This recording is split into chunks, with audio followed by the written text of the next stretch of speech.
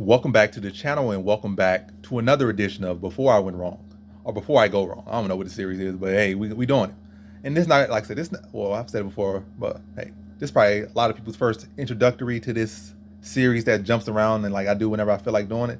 This is really experimental. Really, I wouldn't say experimental. This is a video for me. I just do it when I want to do it.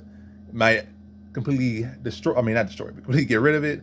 Might make it a thing, might make it not a thing. It's just something I just throw in there whenever I feel like at this point. Like I said I was gonna do away with it, but hey, I can bring it back whenever I feel like or throw it away whenever I feel like, because again, experimental, very much a do it when I want to do it type video.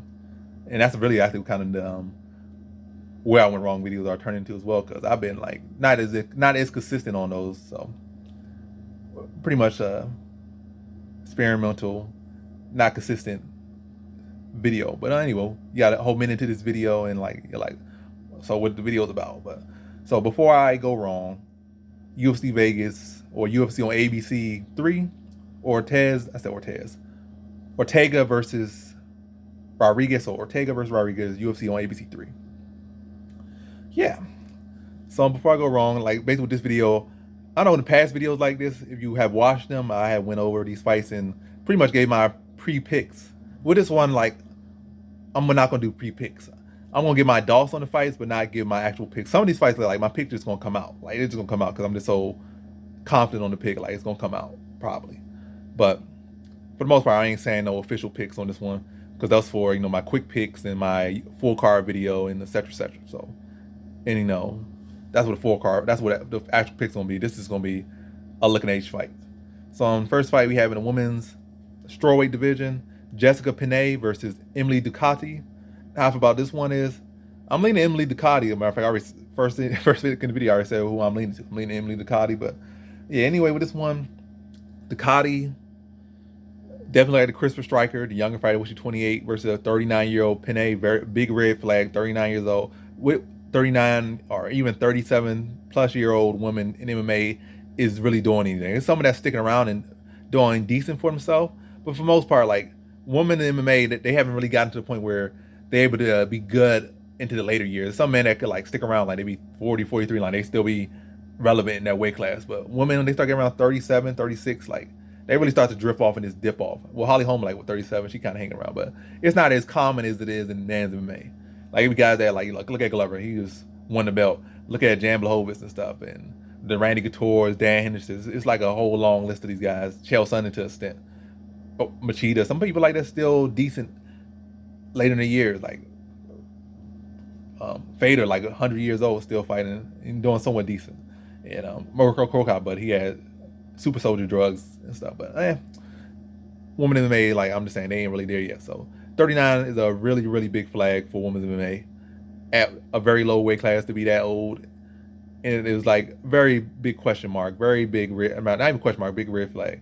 But on her side, she is taller. She's 5'5" versus a 5'2" Ducati. That's the size is a factor. Experience is a factor. They've got around the same amount of fights. Penne has done them, a lot of those in the UFC, and has been a victor champion. She's been with Ducati has been before Ducati had did it. They came to UFC and had a pretty decent enough career before she started to flop. But then she came back and now she's on a little bit of a resurgence. But yeah, I think the biggest factor in this one, experience in grappling. Like, can Ducati deal with the creative and high IQ grappling of Penne? Can she deal with that? Whether Penne might not be that woman that's gonna go out there and just run through you and just tap you out, but she'll be able to take positions from weird angles and be able to control you and control the course of the fight. So can Ducati deal with that? That's the big question mark in the fight.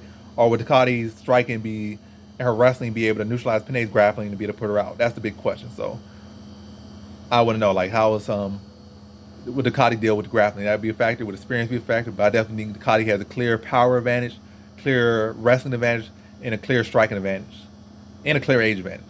So things to look at in that one. Next fight we have in the middleweight division, the White Grant versus Dustin Stoltzfus. And how I feel about this one is the White Grant's old, like another person that's up there in age, but still young into his career, but not young into his life, I guess, especially not for MMA. But I think is the White Grant, he's not the most technical striker. Really ain't got too much grappling. So it's stuff like I don't think Stoltzfus is the great striker. I feel like striking wise, Stolf's going to have to really look to get it to the ground and tap him out. So how would a weight going up into middleweight affect Grant? Will he be fresher? Will he be stronger? Will he be bigger? Or will it just be a unnecessary move, like a fight that's not the most technical moving up in weight? Like usually it's good for a guy that's having issues cutting weight, but they couldn't be very technical, or they spend so much time cutting weight that they don't get to focus on their technique. Then they go up and they start to blossom because now they're not focusing on the weight cut and they're getting their technique there, and then like now they're faster. They're good size for weight class. Can that be the case for Grant? But then again, the age is up there.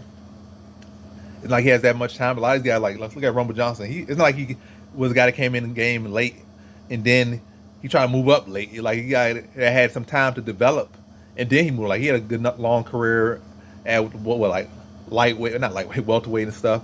Then he moved up to middleweight briefly, then light heavyweight, then heavyweight, then back to light heavyweight. But yeah, it's like I don't know. Dwight Grant ain't had much time and up there in age. So is he really going to just jump up to middleweight and blossom? And does he really need to beat Dustin Stoltzfus? That's the thing. But I think Dustin Stoltzfus is definitely the more well-rounded threat. With Grant, you kind of seeing either he going to put some damage on him and beat him to a decision, or he going to knock him out. That's pretty much it. Stoltzfus could potentially knock him out, could potentially tap him out, could potentially ground and pound him out. I feel like there's more past victory with Stoltzfus. He's a younger guy. We like 28, 29, younger guy, more well-rounded guy.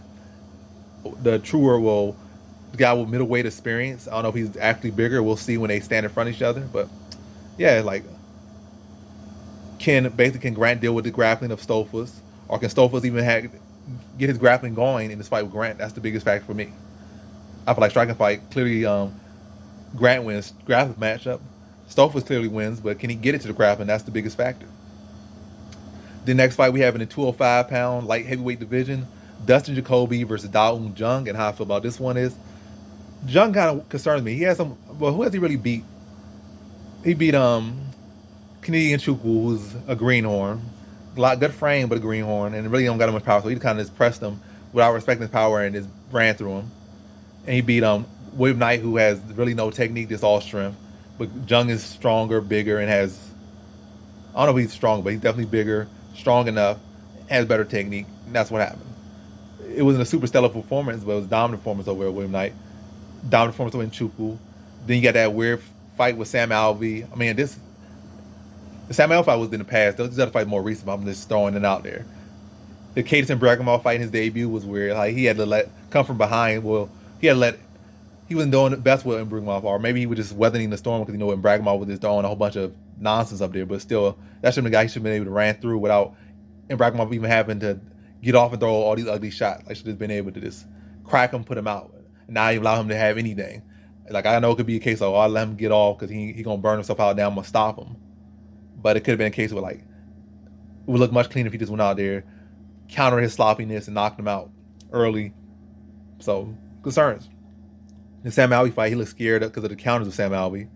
So if you're going to with the most technical striker he has ever went with, what he's gonna look like? He's not going in with a pillow puncher. I'm not saying Jacoby's a heavy hitter, but he's more of a dissector. Like he'll slowly dissect you type fighter than a guy that's going to just run through you necessarily, unless you just completely not on his level. But then I think Daum Jung is the more well-rounded fighter. I feel like he can look to take in more plays where Jacoby more likely going to strike. Might try to do some clinch work striking, but don't really see Jacoby looking for too many takedowns unless Jung just starts looking tired and exhausted and then covering himself, defending heavily. And then maybe Jacoby might go for a takedown when he has a high guard up or something, or if he ever has a high guard up. But I don't really see Jacoby going for too many takedowns. Or I can see Jung looking to probably try to clinch him against the cage, look to power. So this fight is very much up in the air.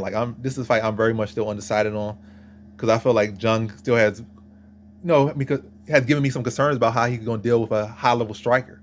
And this is by far the highest level striker he deal with. It's not like he's so much bigger than him. I mean, horizontally he's probably a lot bigger than him, but vertically it's like 6'4" versus 6'3". Now he only had like a 2-inch reach advantage, so he ain't really that much bigger than Jacoby, length wise. Width wise, the guy's definitely got more weight and mass on him and more power on him, but definitely some concerns like how will he deal with a world class striker and the best striker he's ever fought? Will he go freeze mode, or will he be concerned? And will Jacoby be able to pick him apart?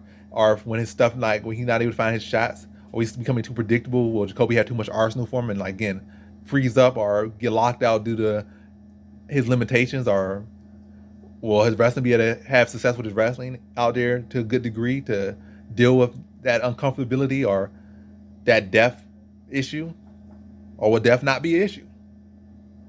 I don't know. Right now, I'm on the fence.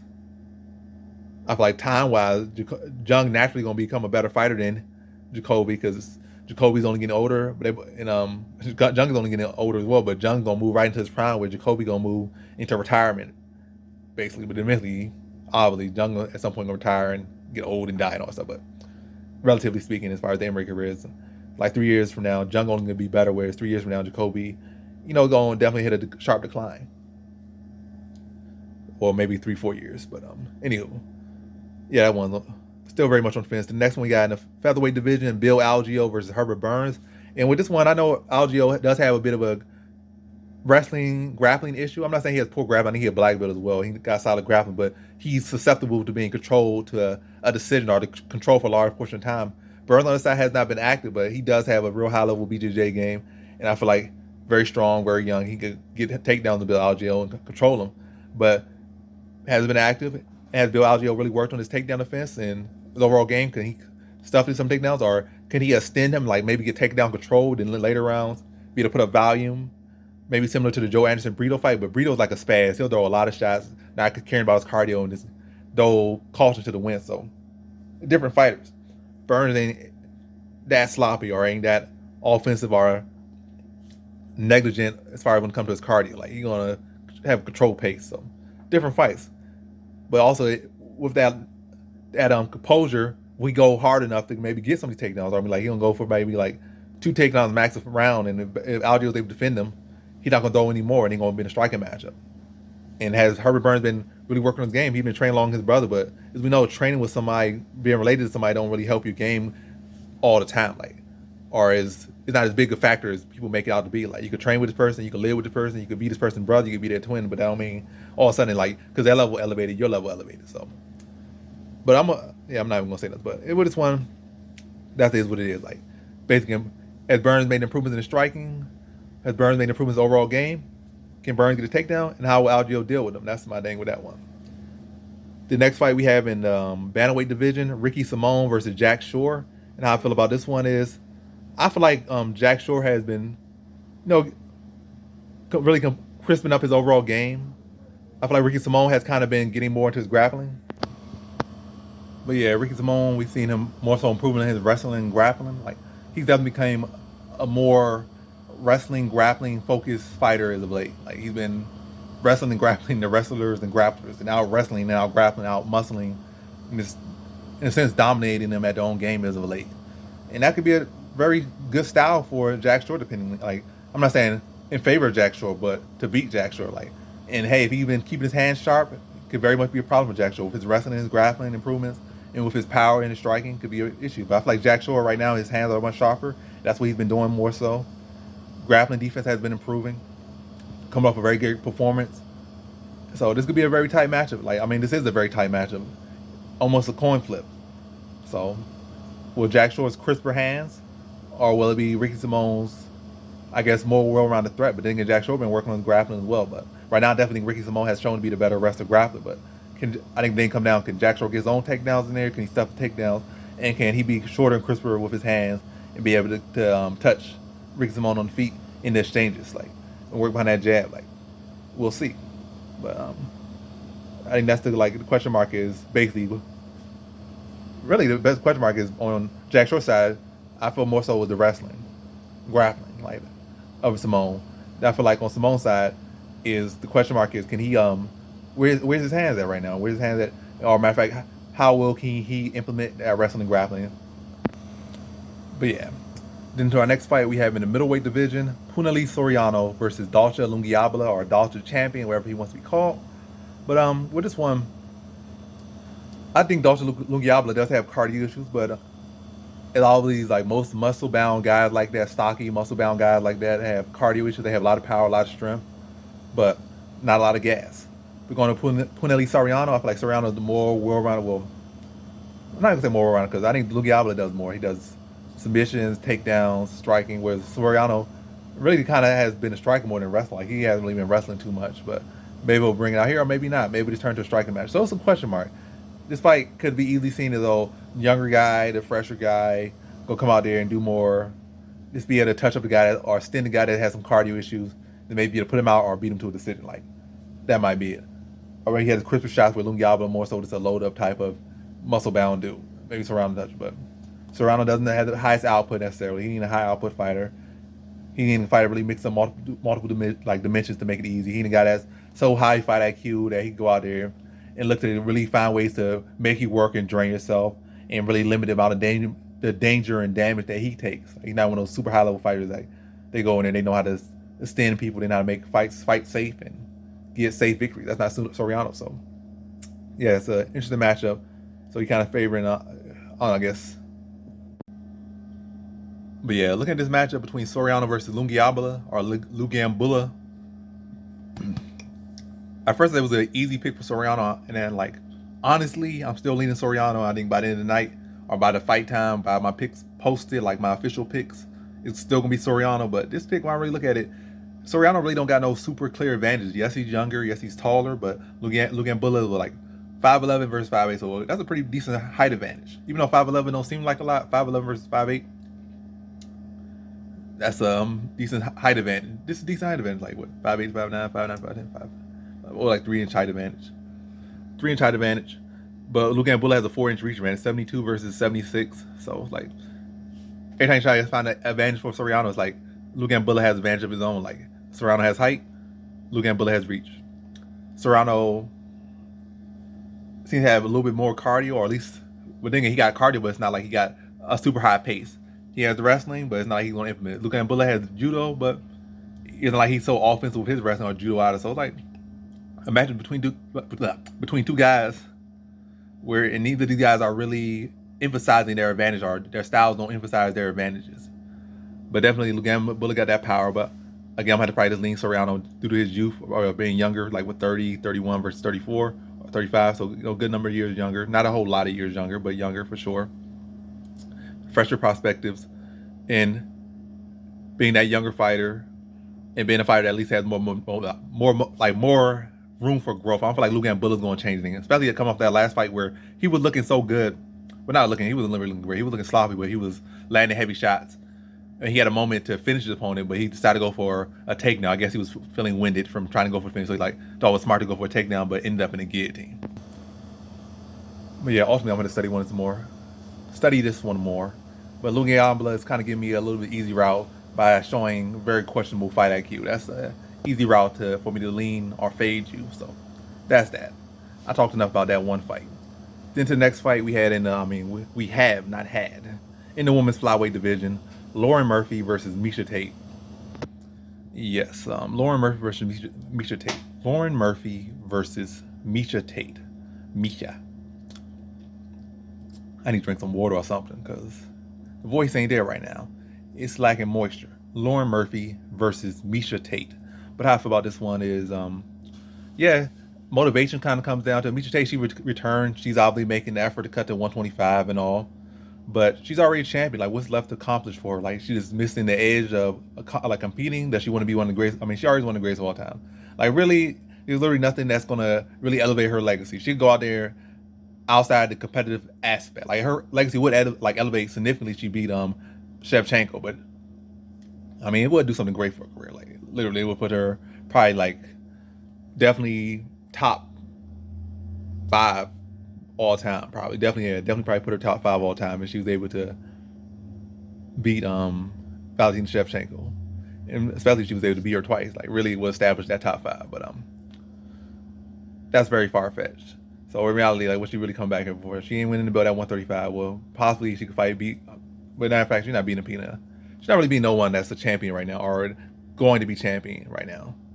She could get a chance to be on a headline of pay-per-view as a contender. I mean, as a challenger, but she not winning no belt at this age. But cutting down to 125. I don't know how it's gonna affect her. I don't know if it's good thing. I don't know if her motivation's fully there, or is just what is it there? Because usually, I think that there has been some success for 135 women going down to 125, but most of those women have not held the belt in the UFC. Because when they go down, they still got a motivation. Like, I'm still trying to win a major belt, or I'm trying to win the UFC belt. Whereas Miesha Tate, she has already won the bantamweight belt, retired for herself, then came back out of retirement. So is the motivation there? Another thing, style-wise, Does Murphy have such an issue with wrestling? I don't think she has a great issue with wrestling. I feel like Murphy probably would have a worse issue with somebody that does have wrestling, does have jiu-jitsu or something like that, or both, or all in between, and some judo and some Krav Maga to throw whatever you want to throw in there.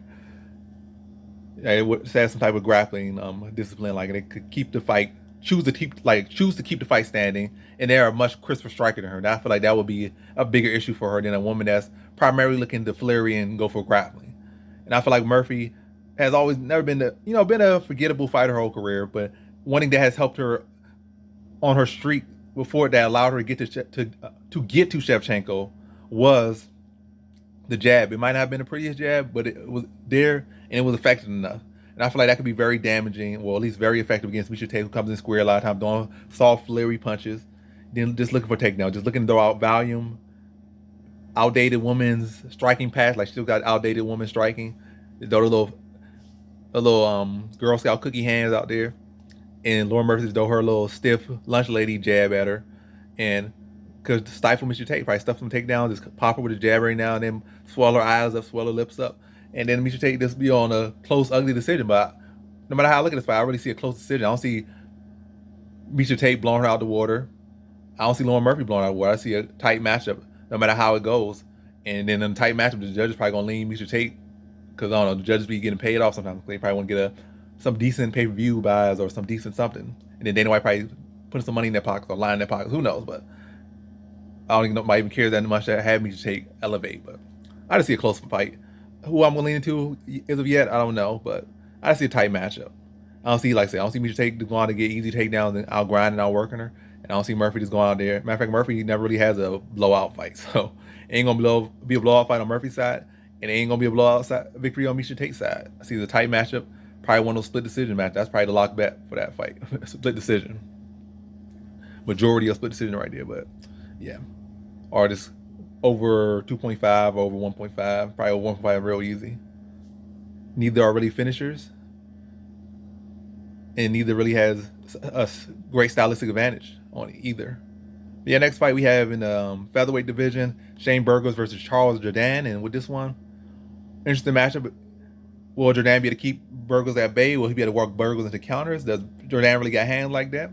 Burgos on side, will he be able to do what he does, mix the body and touch him up top? Jourdain got that karate, almost karate type style, jump. Well, it's not karate, but it's like off the wall doing jump. It's Air Jourdain. That's his style. Air Jourdain, jumping, flying knees and stuff, jumping punches, a lot of kicks. Will Burgos be able to close that gap, do what he does, go to the body, bring those hands down and touch him up top? Will he be able to? We don't know. I feel like grappling. I feel like overall Burgos is a better grappler, in my opinion. I feel like he has the power, but I feel like, can Jourdain be crafty enough to take? Why will give Jourdain the advantage in it? He's more crafty.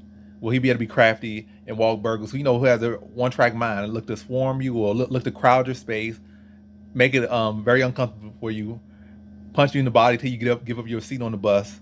Then when you stand up, hit you with a hook or something, while your hands down, drop you. That's an analogy for his style. Like, he gonna crowd your space, put you in a phone booth, wear you down, and start to bring those shots up top. That's Burgos style. Then he got some jiu-jitsu on the side. He will mix in sometimes, but mostly just looking to crowd your space, wear you down, chip away at your body, and look to mix those shots up top, and hopefully get a stoppage. But that's my take on that one. Good matchup there. Again, and not really saying which way I'm leaning just yet. Just looking at these matchups, just like perspective, I guess. Next fight we have flyweight division, man's flyweight, Matt Schnell versus Sue Madergi. And flat out with this one, I feel like Schnell is the more skilled fighter. I'm gonna say that. I feel like overall he's the more skilled fighter. Sue Madergi is definitely the more skilled striker. Probably better fight IQ. Matter of fact, he does have the better fight IQ. But Matt Schnell is overall the better fighter. I feel like he has some pretty crisp boxing as well. Defensively, can use some improvements. Some defense can't really be used improvement. Like, he got a weak chin, so like that can't really be improved as much as he wants to. Very underrated grappling, but I feel like in the Royval fight, he could have just said, "Get back up, Royval. Your striking is garbage. Let me just pick this guy apart." Because Royval striking, I'm always going to diss Royval striking. That man's garbage. That man's garbage is striking. It's true. That man's garbage is striking. His striking is garbage. Royval striking. Yeah, he was dropping Royval, but he ain't gonna follow him to the ground and got tapped out. But he probably looked like a good dog. He's like, I could grapple too, so I'm gonna go down with him. I heard him. I ain't scared to grapple him. When the smart thing probably would have been said, like, just stand back. I'm easily beating you on the feet. Let's keep it that way. But he wouldn't follow him to the ground. I feel like with Sumadurgi fight with Snell, I feel like Snell could potentially mix it to the ground and have great advantage there against Madurgi. I feel like on feet he can hold his own, but I feel like it's gonna be a case where whatever he's doing, the man's like right now. I'm just matter of fact giving away my pick. I just feel like he can have whatever success he wants, but all it takes is one mistake and that chin getting touched, and it could be a nice out. But I don't know. Maybe I might switch that up because it might be feeling Schnell to get it together or something and put a master plan together to not get that chin touched and look to set up some takedowns to get it to the ground very effectively where he won't have to need too much strength and just catch monster's pride. Like catch a pattern of Sumadurgi's, and find that pattern to get a takedown and get it to the mat, or find takedowns and get it to the mat multiple times and then look to ground him out, or find those things and when set up strikes to hurt him up top and potentially do that. But ultimately right now, definitely leaning Sumadurgi and probably going to be leaning to Sumadurgi on the night to find that chin and put him out. I think when Madurgi's able to connect him clean with any bit of power, I don't think Chanel's going to wear it too well, be on wobbly skates, and when he's hurt, defense ain't really there at all, and his grappling ain't really there also. So that once that chin get touched, whatever belt he got in jiu-jitsu, just take that off. Whatever box experience he got, take that off. He ain't got no good counters, ain't got no jiu-jitsu responses, man. Just a sit and duck. So right now I'm leaning Sumadurgi probably like a knockout, well TKO. I ain't saying around just yet, but yeah, Sumadurgi right now, TKO. Now to our next fight we have in the welterweight division, Li Jingliang versus Muslim Salikov, and with this one, I'm just flip it out. Like Jingliang is a guy that I'm not saying he could beat everybody. He ain't Michael Johnson. He can't beat everybody. He can't lose to everybody. But at a certain level, he can cause problems for a lot of people, beat a lot of people. Can't beat everyone. But at a certain level, he can lose to just about everybody at a certain level. That's it. He ain't Michael Johnson. Like Michael Johnson can literally lose to the worst person on the roster. Can literally beat the best person on the roster. He ain't that, but it levels to with Lee. Lee Jingliang, I feel like his defense on the feet, a lot of time early leaves a lot to be desired. He got to get hurt to get into the fight. I feel like Salikov, that's a bad thing for him to get, like, have to need to get in the fight. Because Salikov, you let him put a lick on you, Salikov will put you out. So, ain't the best thing. But Jingliang has a good frame on him. He has good strength, has good, like, pretty good fundamental striking once he starts to get going, or once he settles in or locks in. Sometimes he locks in early. Most times it takes a good punch or getting a rock to get into the fight. But ultimately, I feel like I'm liking improvements in Salikov's wrestling. I like the improvements in his striking. Well, his striking really making improvements, but he's getting more comfortable in the octagon to do his full skill set.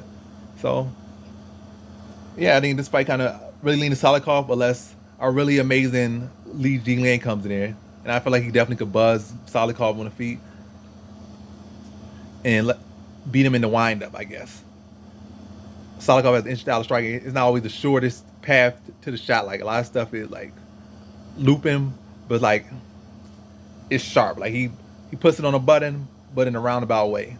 But Li Jingliang, if he could keep it sharp, maybe slam some teeps, square him up a little bit, and let shots go. Jingliang has a very good shot here. But right now, I definitely got to lean Muslim Salikov. I feel like he's overall the crisp striker, more composed striker, and just the higher fight IQ right now. The next fight we got in the women's flyweight division, Michelle Waterson versus Amanda Lemos, and I'm going Lemos, like just flat out. Ain't no reason to keep it beat around the bush. This pick is just what it is. Like other ones, like say, I'm still deciding to the extent. Like some I've already decided on, but haven't said it. But this one, there's no need to even do that whole game. Lemos right here. Michelle Waterson ain't really got much of a finishing threat, whether it be on the feet or on the ground.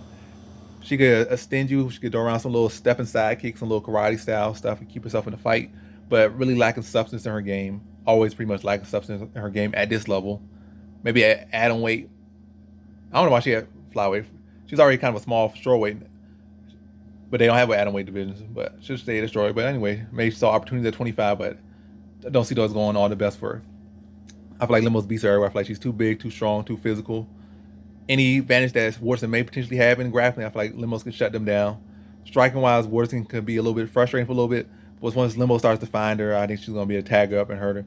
And I think she's really going to be able to get her out of there within like in under 3 rounds. Probably like the second round or first round. I'm going to say second round. Be able to put Waterson out of there in the first round. Be able to track her down and unload on her. Probably stuff some of her panic takedowns and her padding clinch attempts and just get free and start walloping her and put her out probably second round. And that's my pick. I said Amanda Mimos. Amanda Limos via TKO. That's my prediction. Round coming later on, but Amanda Limos via TKO is my pick for this fight. Now to the main event, we have in the featherweight division, Brian Ortega versus Yair Rodriguez. And with this one, a very interesting matchup. Like, Yair has clearly shown to be the better striker. Brian Ortega has clearly shown to be the better grappler. I feel like on Brian Ortega's side, his grappling for a while now has been a little bit underwhelming when I really look at it. It seems kind of limited. He's not all that great off his back with his jiu-jitsu. He's like I would want him to be. Like, I feel like his submission game heavily relies on like the front choke, like having like a guillotines or Darce chokes. Like, gotta get the neck basically. Not really saying super great arm bars, super great this, great that. Not an amazing back taker. Like, he's good at, he's good with the neck. Not a great leg lock or anything. I think most of the chokes, like his submissions that come, be like guillotine, Darce type stuff. That's where most of his submissions that come from. Ain't really coming from too many rear naked chokes, any arm bars, Kimuras. That's not really his game. Not really seeing no triangle chokes off his back. Too much in the UFC. And I feel like Yair Rodriguez is privy to that. Could cause some real problems for him. Like, be stuff to take down, be to avoid getting just simply avoid getting those positions, and should be able to thrive on the feet. But then again, you can say Brian Ortega is this and that, but Brian Ortega has gotten like multiple takedowns on both Volkanovski and Holloway. So even though the wrestling isn't all that, he has been able to get takedowns on really the two best guys in the division, like clearly the two best guys in the division. He lost to them both handily, but was able to get multiple takedowns on both. So why can't he get a takedown on Yair Rodriguez? But the thing is, Yair Rodriguez's issue isn't necessarily wrestling. It's not necessarily jiu-jitsu. So we haven't really seen Yair Rodriguez struggle with a grappler. You can say, oh, Brian Ortega gets him down, is this and that, but Brian Ortega hasn't got a takedown since like hasn't got a submission since like 2017. It's 2022. Like, he hasn't got a submission since 2017. He got close against Volkanovski a couple times, but that's a shining, gleaming light for him. Maybe a close submission on Volkanovski is a sealed submission on just about anyone else or anyone else. But yeah, so man has gotten a submission in a long while. That's his game. Rodriguez ain't got a stoppage in a little minute either. He's been inactive. He hasn't been fighting. So, but Brian Ortega ain't been fighting out. Like, Brian Ortega took a long time off after the Holloway loss, and he came back for Korean Zombie. Took some time off, then he came back for Volkanovski. But it is what it is. So ultimately, with this one, it basically comes down to how can Yair Rodriguez deal with the grappling Ortega. But actually, I think what it comes down to is pacing. Can Rodriguez match Ortega's pace? Can he outmatch that pace? Deal with it? I think striking-wise, I definitely think he could pick Ortega apart, but Ortega definitely has a shot to pick him up. I mean, not pick apart, but Ortega has a shot in striking. Rodriguez might sneakily have a shot in the grappling. But I think what the biggest thing comes down to pacing. I feel like Rodriguez in the past has had issue with pacing. That's not mean I'm not picking Rodriguez or I'm picking Ortega, but right now, still deciding this pick right now, like, because this is before I go wrong. I haven't decided on any of these picks yet. Well, I haven't decided on some of these picks, a lot of these picks, but this one I'm like still on the fence with. I'm really leaning Rodriguez right now, but I feel like pacing is a big one. I know, like, with his debut for Charles Rosa and was vomiting after the fight, and it wasn't the craziest, highest pace. Then I know in Jeremy Stevens fight, I think it was the rematch. Yeah, the rematch, he started off amazing, but faded and looked mediocre late. Well, he didn't look mediocre, but he looked exhausted and just had to make a decision victory off his earlier work. So, and that was a 3-round fight, I think. So maybe it was 5. I think it was a 3-round fight. So, but then the Holloway fight, he looked good throughout 5 rounds. Took a lot of damage and still was there, still fresh. I mean, well, not fresh, but still was in there, still game every single round. Never took a round off against Holloway. So things to be looked at. Ortega, I know his style. He might not be the most amazing fighter. Typically, he's a guy that, coming up, he took a lot of damage. And then he would kind of either get a TKO stoppage or get a amazing submission victory. That was his style. He would never been that guy that's so clean, he don't get touched. He's go out there, take you down, tap you out, and look like he never been in a fight. He was a guy that take damage, constantly pressuring you, getting hurt, then just wearing down with pressure, ripping to your body or something, and then tapping you out when you go for a takedown due to his pressure, or maybe he just finally gets a takedown and taps you out or something, or finds a shot and knocks you out or something, or TKOs you. So Ortega's style is never going to be a one that doesn't deal with pacing. Like, his pacing and just constantly being there in your face. Whether even his fights against Holloway and Holloway and Volkanovski, he was constantly there. He was getting beat up. They would give him as much as he wanted, but he was constantly there, and that's when Rodriguez going to have to deal with a guy that's going to constantly be there. And can he deal with that? I feel like that's the biggest factor.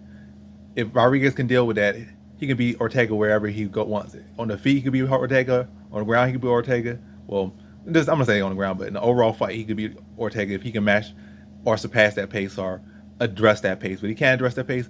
He could be doing well on the feet, be doing well on the ground, doing this and doing that, but he can't maintain pace or potentially get a stoppage without having to deal with that. And I don't Ortega, does he really get stopped? That man can take a lot of damage. It's gonna take a lot to finish Ortega. At least while he's still young enough. Maybe like 2 or 3 years, he's gonna dip off and start getting stopped. Whereas right now, the man's a little bit of a tank, so Rodriguez gonna have to deal with that pace. And that's the questionable fact. Like if he can deal with that pace, doors open up, opportunities open up, and this is his fight, I feel. So that's the biggest factor for me in this fight between these guys. The pacing. Who can dish it, deal it the best. And that's my take on these fights before I go wrong. And that's the video. Thanks for watching. Like, comment, subscribe. And let me do that again. Like, comment, and subscribe. And join the Discord. Peace.